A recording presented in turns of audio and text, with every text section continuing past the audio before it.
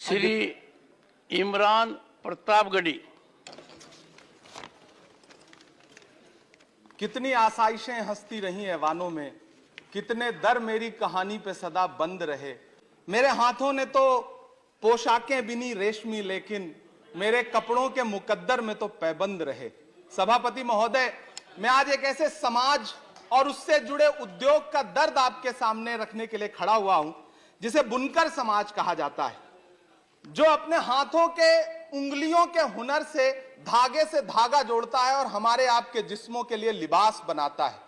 मैं एक ऐसे उद्योग का दर्द आपको सुना रहा हूं जो कृषि के बाद इस देश में सबसे ज्यादा रोजगार सृजित करता है।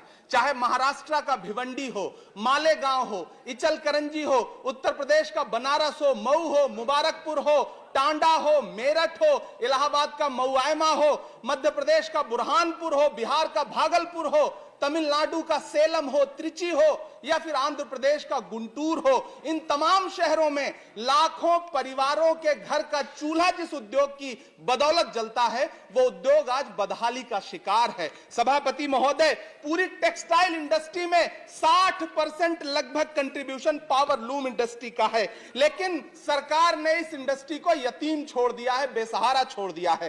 कांग्रेस की सरकार ने इसके सपोर्ट के लिए 30% कैपिटल सब्सिडी दी थी, लेकिन 2014 में जब भाजपा की सरकार आई तो उसे घटाकर 10% कर दिया और इन दिनों पिछले 6 महीने से उसे भी बंद कर रखा है। सभापति महोदय, गब्बर सिंह टैक्स यानी सरकारी भाषा में जीएसटी, धागों पर लगाई गई जीएसटी ने पूरी यॉर्न मार्केट को फ्लैक्चुएट कर रखा है। सभापति महोदय, यॉर्न मार्केट के फ्लैक्चुएशन ने यह दिखा दिया है कि उस पर सरकार का कोई कंट्रोल नहीं है और यह उद्योग उसकी वजह से ज्यादा तबाह हो रहा है। चाइना से नेपाल और बांग्लादेश के रास्ते होने वाली डंपिंग ने इस उद्योग की बर्बादी में और सहायता जताई है। पूरे एशिया में सबसे ज्यादा पावर लूम भिवंडी में हुआ करता है, लेकिन सरकारी उदासीनता के बाद पिछले दिनों 2 लाख से ज्यादा पावर लूम मशीनें कबाड़ में बिक गई।